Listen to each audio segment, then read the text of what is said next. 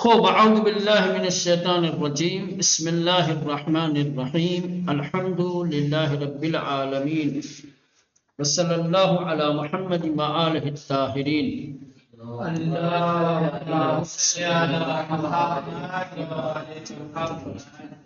خوب سب سے پہلے آپ تمام محبان اہل بیت کی خدمت میں شاگردان امام علی نقی علیہ السلام کی بارگاہ میں ولادت باسعادت امام علی نقی علیہ السلام کی مبارکباد اور تہنیت پیش کرتے ہیں۔ آج امام کی ولادت کی تاریخ ہے۔ اللہ ہم سب کو امام کی معرفت نصیب فرمائے، امام کی اطاعت اور پیروی کی توفیق دے، دنیا میں قبر مطہر امام علی نقی کی زیارت اور آخرت میں حضرت کی شفاعت ہم سب کو نصیب فرمائے۔ چلیں، بات چل رہی تھی تفاخر کا سر چشمہ کیا ہے، کیوں انسان تفاخر میں مبتلا ہو جاتا ہے، تفاخر کی وجہ کیا ہے، کیوں انسان کے اندر تفاخر کی صفت پیدا ہوتی ہے، تفاخر کا اقدام انسان کیوں کرتا ہے، اس کی وجہ کیا ہے۔ تو اس کی مختلف وجوہات ہیں، جہالت، نادانی، قیامت پر ایمان کا نہ ہونا۔ ٹھیک، روایات کی روشنی میں تو ایک روایت ہم نے پڑھی تھی جس میں چھٹے امام نے فرمایا کہ جو بھی انسان تکبر کرتا ہے، غرور کرتا ہے، تفاخر کرتا ہے، تو وہ اپنے نفس میں ایک ذلت کا احساس کرتا ہے، اسی احساس ذلت کی وجہ سے تکبر اور غرور کرتا ہے، تفاخر کرتا ہے۔ تو تفاخر کی ایک وجہ ذلت نفس ہے۔ انسان اپنے اندر کوئی کمی دیکھتا ہے، انسان اپنے اندر کسی ذلت اور رسوائی کا احساس کرتا ہے، تو اس ذلت سے باہر آنے کے لیے، اس ذلت سے نکلنے کے لیے یا اس کی پردہ پوشی کے لیے کیا کرتا ہے انسان؟ تفاخر کرنے لگتا ہے۔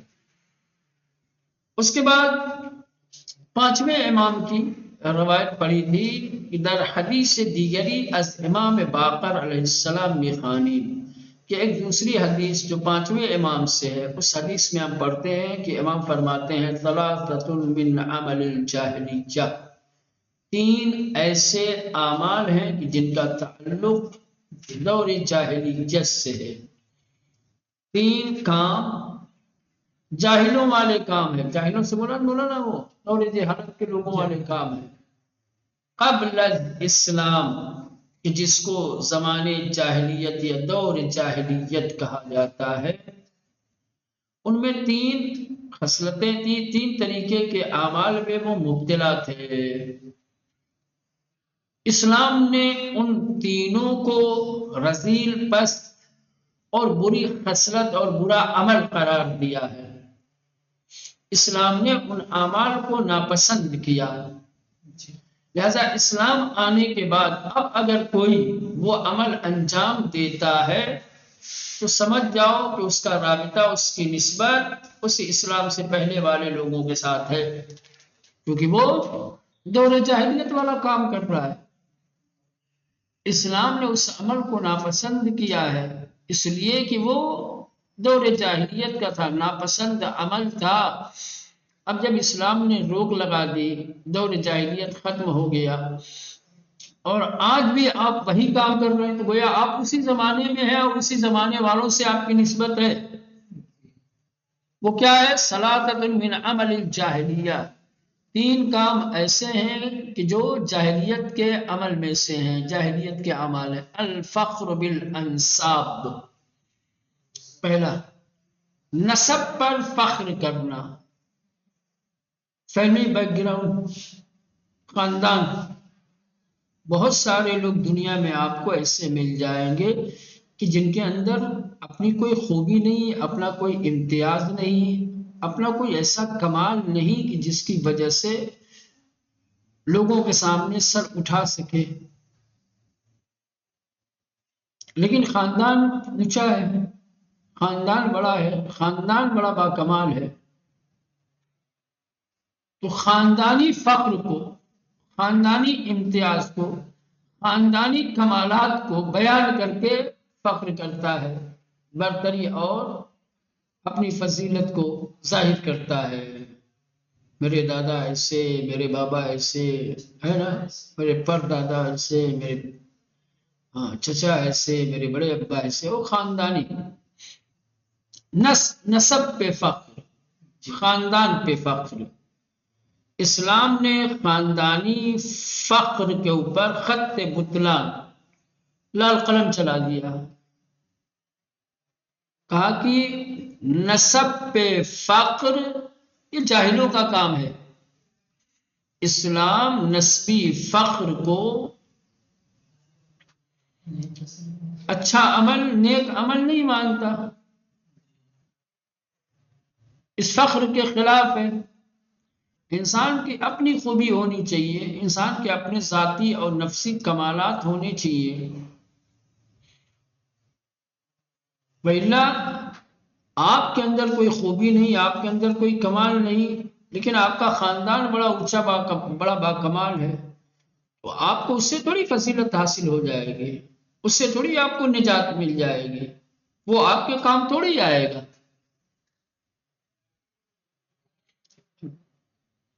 یہ گفتگو اور یہ بحث بڑی تفصیلی ہے، طولانی ہے، آیات ہیں، روایات ہیں، حکایات ہیں، بھری پڑی ہیں اسلامی تعلیمات کے اندر، کہ کس طریقے سے نسبی فخر کو اسلام نے ناپسند کیا ہے۔ آیتیں کیا کہتی رہی، ان اکرمکم عند اللہ، ہے نا، کہ قوم قبیلے صرف اور صرف تعارف کے لیے بنائے ہیں، تاکہ تم ایک دوسرے کو پہچان سکو، فخر و مباحت کے لیے تھوڑی بنائے ہیں۔ یا اگر نسب کی وجہ سے فخر مستحسن ہوتا تو قرآن میں جناب نوح کے بیٹے کے لیے کیا کہا گیا، لیس من اہلک،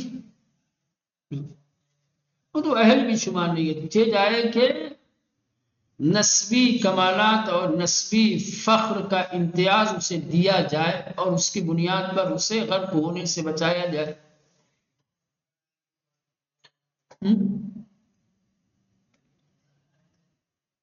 بہرصورت یہ نسب کے اوپر، خاندان کے اوپر فخر و مباحات دور جاہلیت کا عمل ہے۔ والطعن فی الاحساب،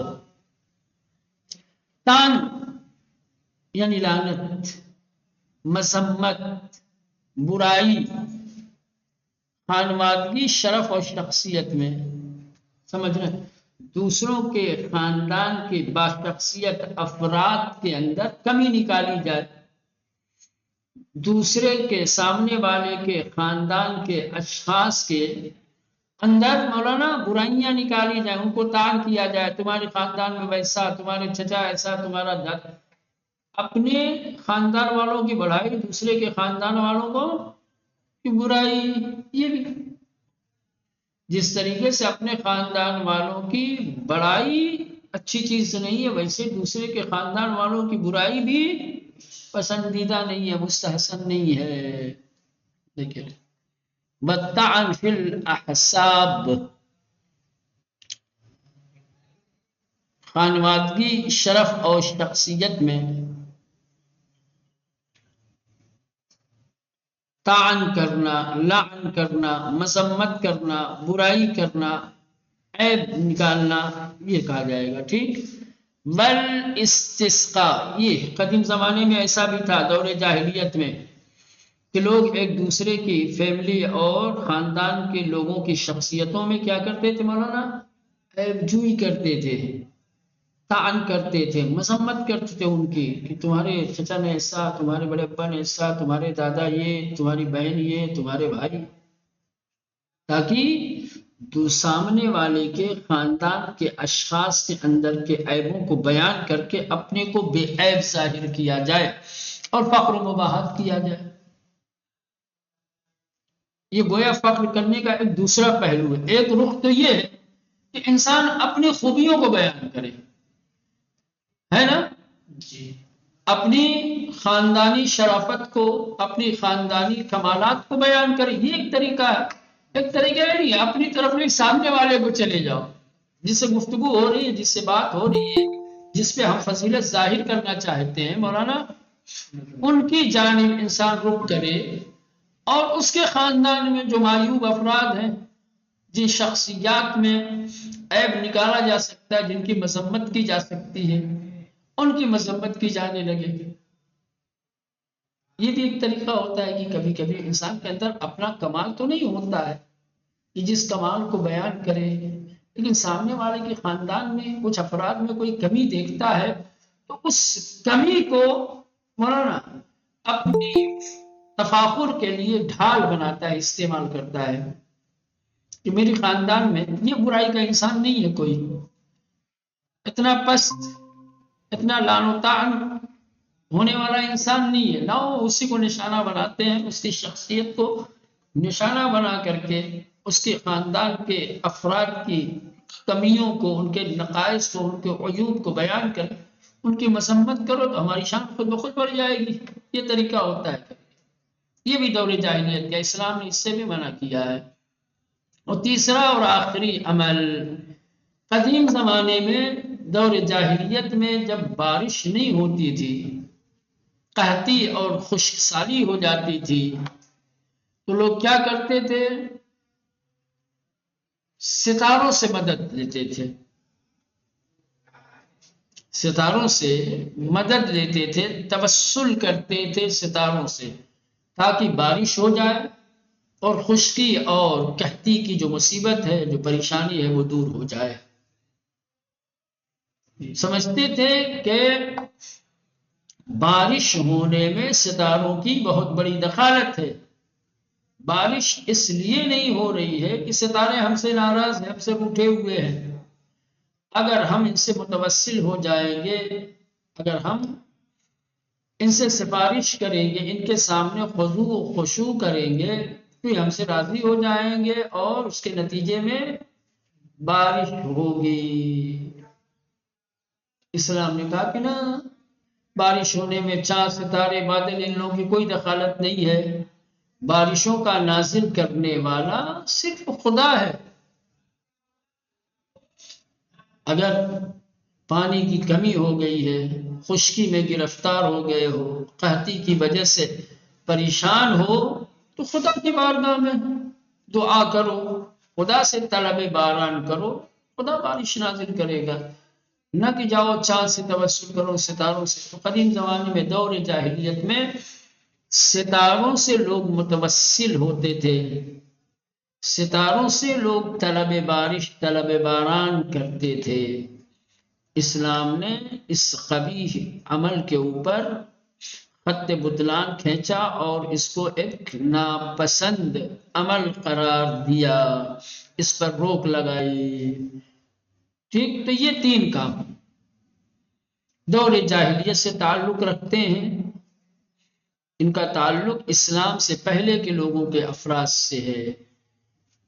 اسلام نے ان تینوں چیزوں کو مذموم اور غیر ممدوح قرار دیا، غیر مستحسن۔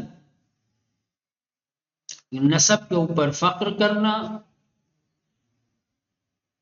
دوسروں کے شخصیت کے اوپر طعن کرنا، اس کی لعن و ملامت کرنا، تیسرے ستارے سے طلب باران کرنا، یہ تین چیزیں۔ بدر حدیث دیگری از امیر مومنان علی علیہ السلام میخوانیم اهلك الناس اثنان خوف الفقر و طلب الفقر۔ چھوٹی سی حدیث ہے لیکن بہت ہی پرمعنی ہے، بہت ہی عمیق ہے، مطالب بہت ہی تفصیلی ہیں اس میں۔ امام علیہ السلام فرماتے ہیں کہ دو طریقے کے لوگ ہلاک ہو گئے، دو قسم کے افراد ایسے ہیں کہ جو تباہ و برباد ہو گئے۔ دو چیزوں نے لوگوں کو ہلاک کر دیا، یوں کہا جائے اس طریقے سے، دو چیزوں نے لوگوں کو تباہ کر دیا، برباد کر دیا۔ خوف الفقر و طلب الفقر، فقر و ناداری کے خوف اور فقر و مباحات کی چاہت، یہ دو ایسی چیزیں ہیں کہ جن کی وجہ سے دنیا میں سب سے زیادہ لوگ برباد ہوتے ہیں۔ فقر و غربت کی وجہ سے بہت سارے لوگ تباہ ہو جاتے ہیں۔ فقر و غربت کی وجہ سے کیسے تباہ ہوتے ہیں مولانا؟ خوف فقر جب انسان کو لاحق ہوتا ہے تو خاص طور سے راہ خدا میں انفاق کرنا چھوڑ دیتا ہے۔ جو لوگ خدا کی راہ میں انفاق سے کتراتے ہیں وہ کہیں نہ کہیں اپنے گوشے دل میں خوف فقر رکھتے ہیں۔ آیات و روایات میں اس کی طرف اشارہ بھی کیا گیا۔ انما یعدکم الشیطان الفقر، ہے نا؟ شیطان فقر و تنگ دستی کا وعدہ کرتا ہے، ڈراتا ہے انسان کو کہ بھئی یہ نعمتیں، یہ دولت، یہ مال جو تمہارے پاس ہے، اگر اسے خدا کی راہ میں خرچ کرو گے تو پھر تو تم ایسے فقیر ہو جاؤ گے، نادار ہو جاؤ گے۔ بچا کے رکھو، محفوظ کر کے رکھو، خرچ نہ کرو، حقیر مالدار بنے رہو۔ تو بہت ساری چیزیں ایسی ہیں، بہت ساری نیکیاں ایسی ہیں کہ مولانا جس میں انسان کو مال خرچ کرنا پڑتا ہے، سمجھ رہے ہیں؟ بہت ساری عبادتیں ایسی ہیں کہ جن کا تعلق مولانا اموال سے ہے، خمس، زکوٰۃ، فطرہ، حج، زیارت، مولانا اس کے علاوہ آپ دوسرے آ جاؤ، محافل، مجالس، مومنین کا اطعام، غریب و غربا، فقراء، یتیم پروری، غریبوں اور فقیروں کو کھانا کھلانا، ان کی ضرورتوں، ان سب میں کیا ضرورت پڑتی ہے مولانا؟ پیسے کی ضرورت پڑتی ہے، خرچ کرنا پڑے گا۔ جب تک آپ خرچ نہیں کریں گے ان نیکیوں کو انجام نہیں دے پائیں گے، ان نیکیوں سے دور۔ جب ان نیکیوں سے دور ہو جائیں گے تو کیا ہوگا؟ ہلاک تو ہونا ہی ہے۔ فقر کے خوف سے خمس نہیں نکالے گا انسان، ناداری کے خوف سے زکوٰۃ نہیں دے گا انسان، فقر و غربت کے خوف سے حج واجب ہو جائے گا، حج کرنے نہیں جائے گا۔ زیارت ایک بڑا شرف ہے، زیارت کے بہت سارا اجر و ثواب ہے، نہیں جائے گا، محروم رہے گا مولانا۔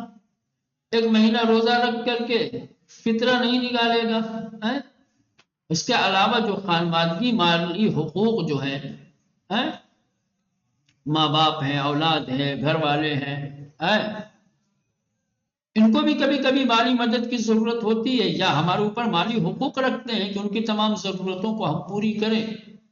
اگر فقر و ناداری کا خوف دل میں بیٹھ جائے گا تو نہ یہ حقوق ادا کر پائے گا، نہ یہ اعمال انجام پائے گا، نہ یہ نیکیاں۔ تو ظاہر سی بات ہے بہت ساری ایسی چیزیں انسان سے ترک ہو جائیں گی، چھوٹ جائیں گی کہ جن کا نتیجہ ہلاکت ہے۔ دنیا میں بہت سارے افراد ایسے ہیں کہ جو صرف خوف فقر کی وجہ سے ہلاک ہو گئے، بڑا غرق ہو گیا ان کا۔ تو یہ دو چیزوں نے لوگوں کو سب سے زیادہ ہلاک کیا ہے۔ سب سے زیادہ ہلاکت کا سبب دنیا میں یہ دو چیزیں ہیں۔ اکثر لوگ انہی دو میں سے کسی ایک کے ذریعے سے ہلاک ہوتے ہیں، یا فقر و ناداری کا خوف، یا طلب الفقر۔ اب اس کو پھر یہاں سے انشاءاللہ کل دیکھیں گے۔ فی الحال وقت تمام ہو گیا ہے، معذرت کے ساتھ التماس ہے دعا